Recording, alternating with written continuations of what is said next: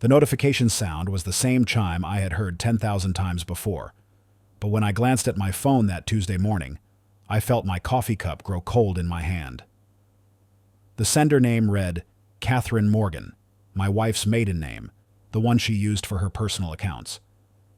Catherine had been dead for 10 years, 2 months, and 16 days. I set the cup down carefully on the kitchen counter. My hands were steady.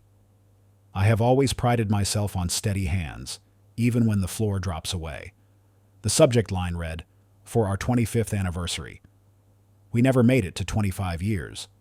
She died at 22 on a research trip to Vancouver, a brain aneurysm in a hotel room, alone.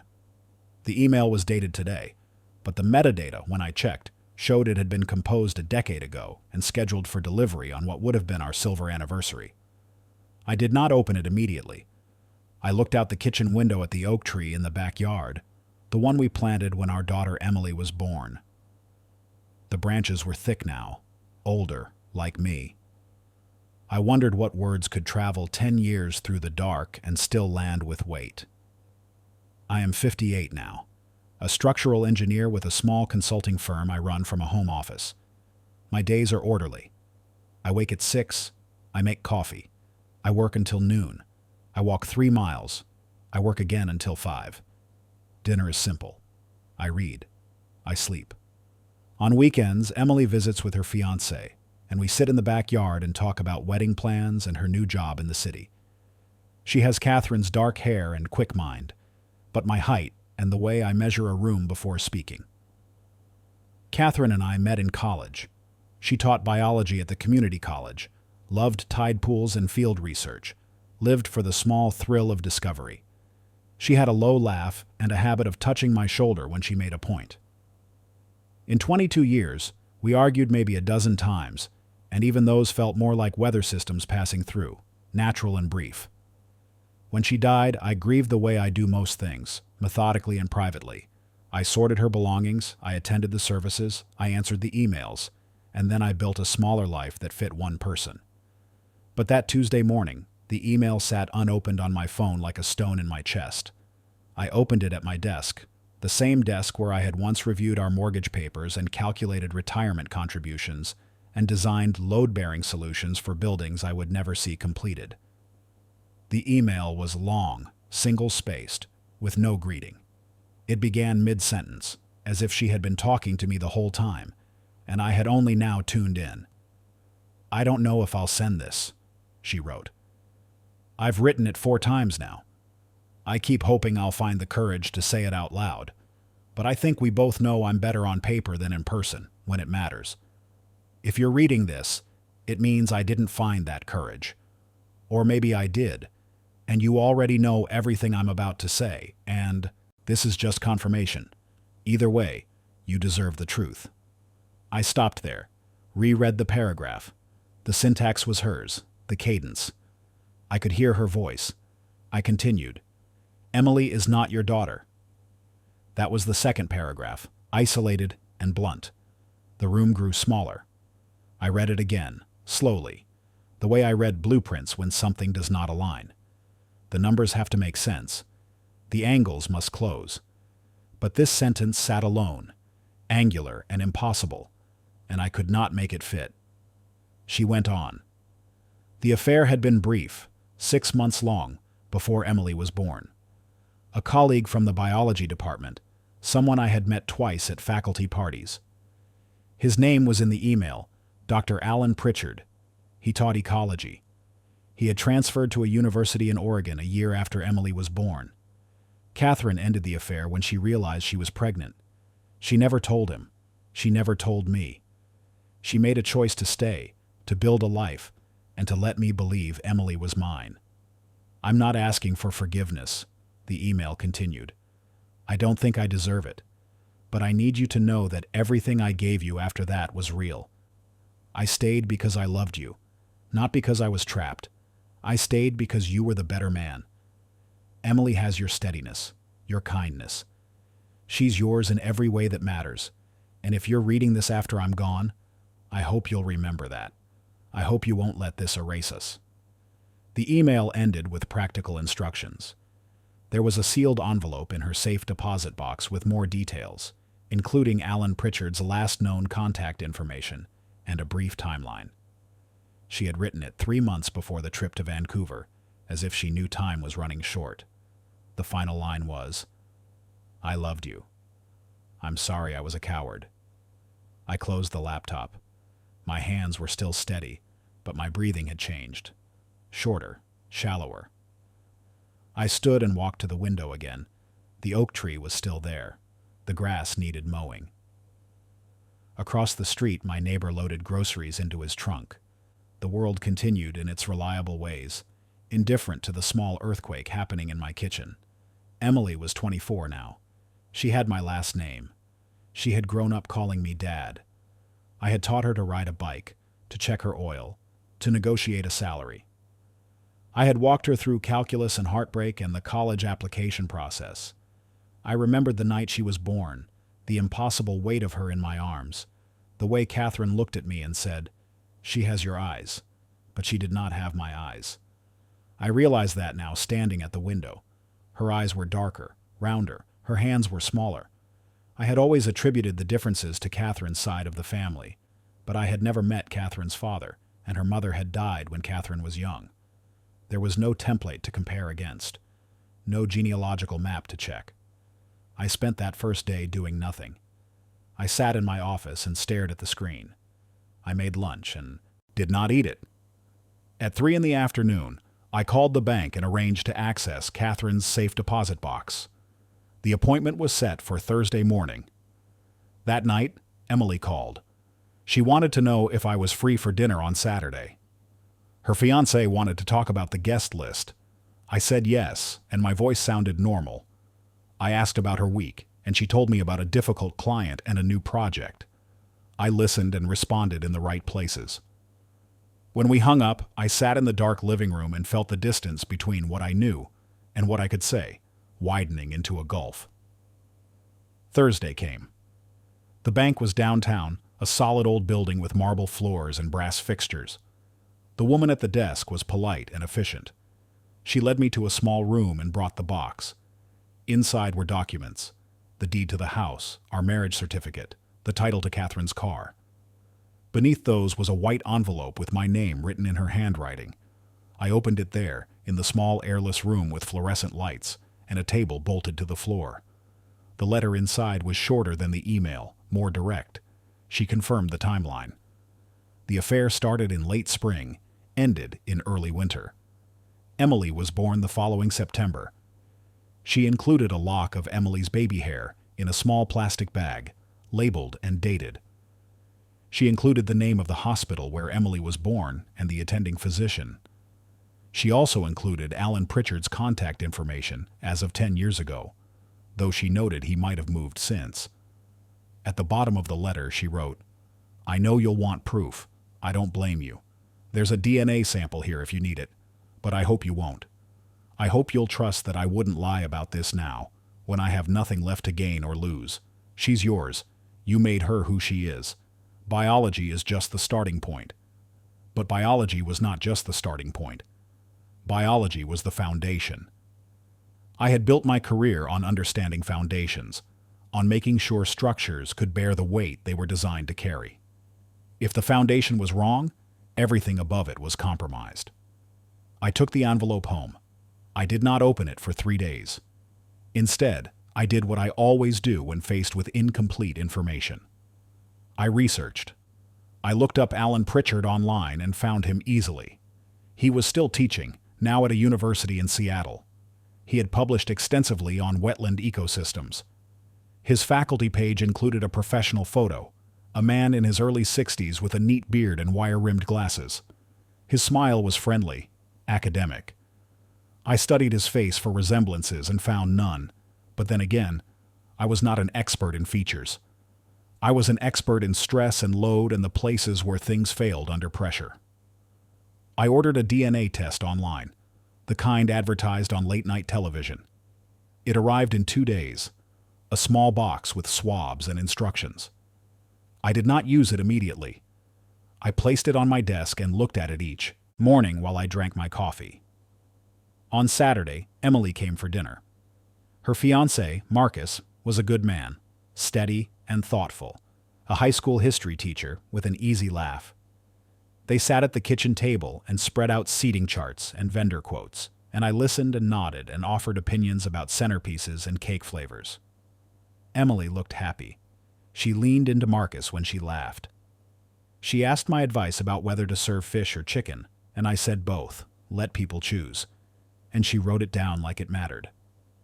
After they left, I sat at the table and looked at the seating charts. My name was listed under Father of the Bride. That title felt heavier now, conditional, like a loan that might be called due. I used the DNA test that night.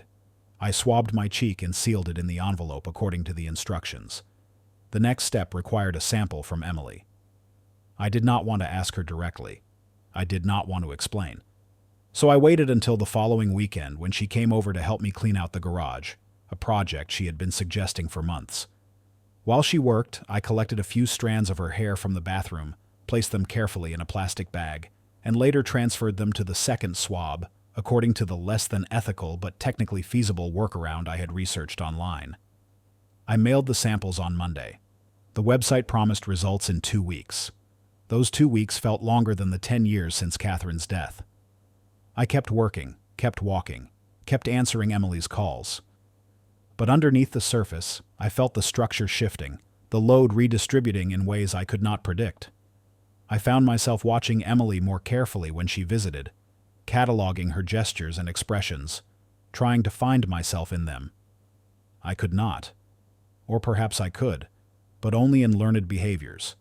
The way she double-checked measurements, the way she paused before answering difficult questions. Those were not genetic. Those were taught. The results came back on a Thursday, delivered via email with a PDF attachment. I opened it in the evening after work, with a glass of water beside me and the house quiet. The report was clinical and clear.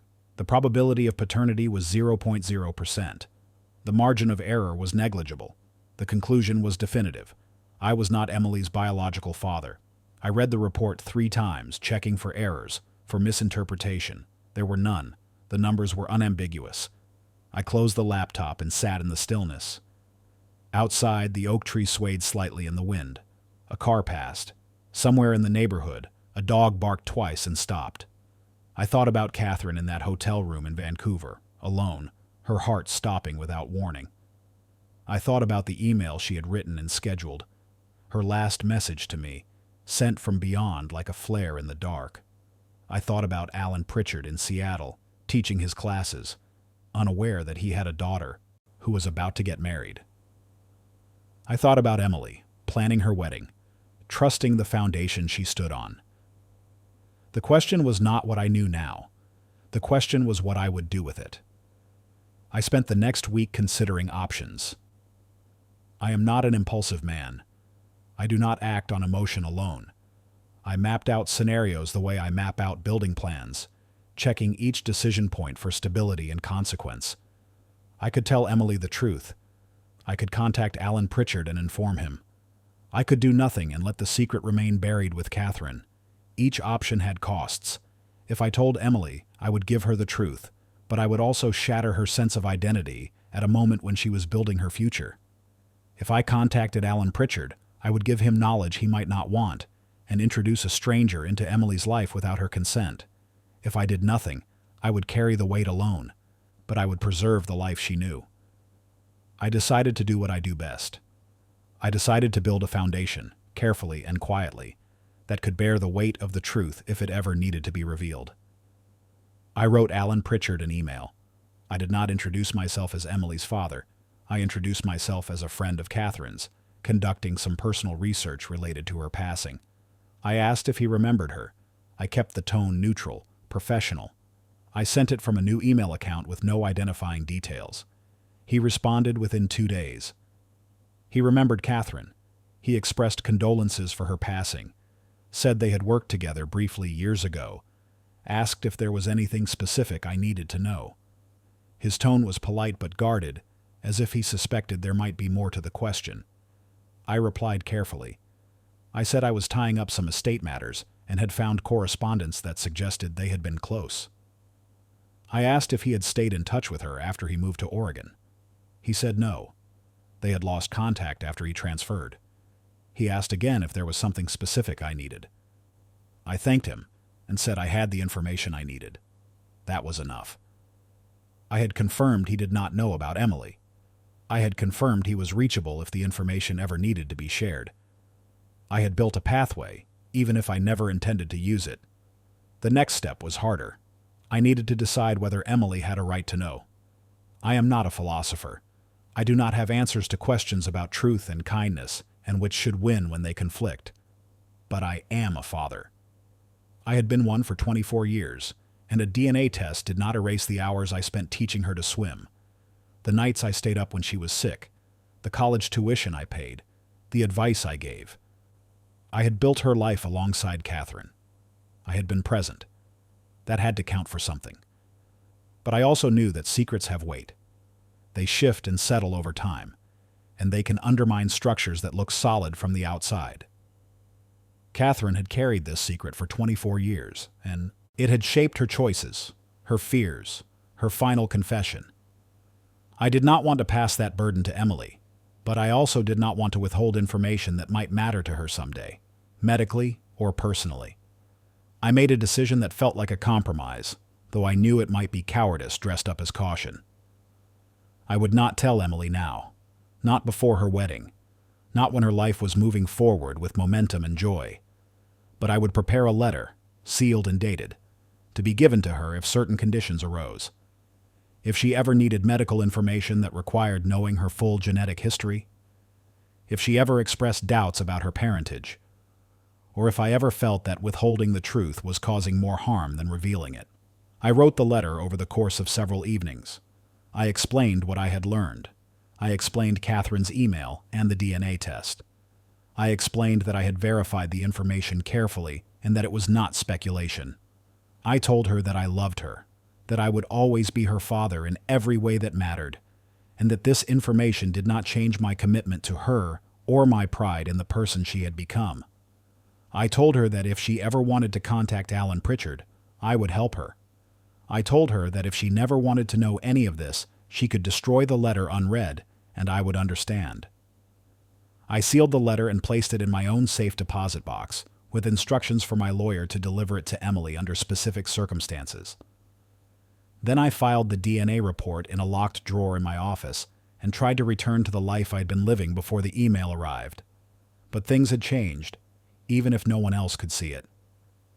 I looked at Emily differently now, not with less love, but with more awareness of how fragile identity can be, how much we build on assumptions that may not be true. I thought about Catherine differently, too. Not with anger, exactly, but with a kind of sadness that she had carried this alone, that she had not trusted me enough to share it while she was alive, that her final act of honesty had come too late for us to discuss it together. Emily's wedding was in June, on a warm Saturday with clear skies. I walked her down the aisle in a church filled with people who knew us as father and daughter. I gave a short speech at the reception about love and commitment and the importance of building a strong foundation. I danced with her to a song she had chosen, and she rested her head on my shoulder the way she used to when she was small and tired. "Thank you, Dad," she said quietly, "for everything." I held her a little tighter and said, "You're welcome." Afterward, driving home alone in the early evening light, I thought about Catherine's email and the decade it had spent traveling through the digital dark. I thought about the difference between truth and honesty, between biological fact and lived reality. I thought about the foundation I had tried to build for Emily, the one that included both the truth and the space to choose what to do with it. I am not sure I made the right choice. I am not sure there is a right choice in situations like this, but I know that I acted with care. I know that I gave Emily the tools she will need if she ever has to carry this weight herself. And I know that, regardless of biology, I am her father, and she is my daughter. And that bond was built over 24 years of presence and love, and shared history. Catherine was wrong about one thing. She thought biology was just the starting point. But I think the starting point is the decision to show up, day after day, and do the work of raising a human being into someone good and strong, and capable of love. That is the foundation that matters. That is the structure that endures. The email sits in my archive now, along with Catherine's letter and the DNA report and all the other documents that make up a life. I do not open it often, but I know it is there, a reminder that even the dead can speak, that even years later, the truth can arrive like a delayed signal from a distant star, and that how we respond to it defines who we are. I still walk 3 miles every afternoon. I still work from my home office. I still sit in the backyard under the oak tree and watch the branches move in the wind. And when Emily visits, which she does often now with Marcus, I listen to her talk about their new apartment and her job and the small joys and frustrations of building a life. I offer advice when she asks for it. I stay quiet when she does not. And I remember that love is not about blood. It is about the choice to stay, to build, to carry the weight together even when it is heavy, even when the foundation shifts beneath your feet. Catherine knew that, I think. In the end, that is what she was trying to say. Not that she had betrayed me, but that she had chosen me anyway. That in the years that followed her mistake, she had built something real and strong, something worth protecting. I have chosen to protect it too, not by hiding the truth, but by placing it somewhere safe, where it can be found if needed, but will not collapse the structure we built together. That is the best I can do. That is the only foundation I know how to build.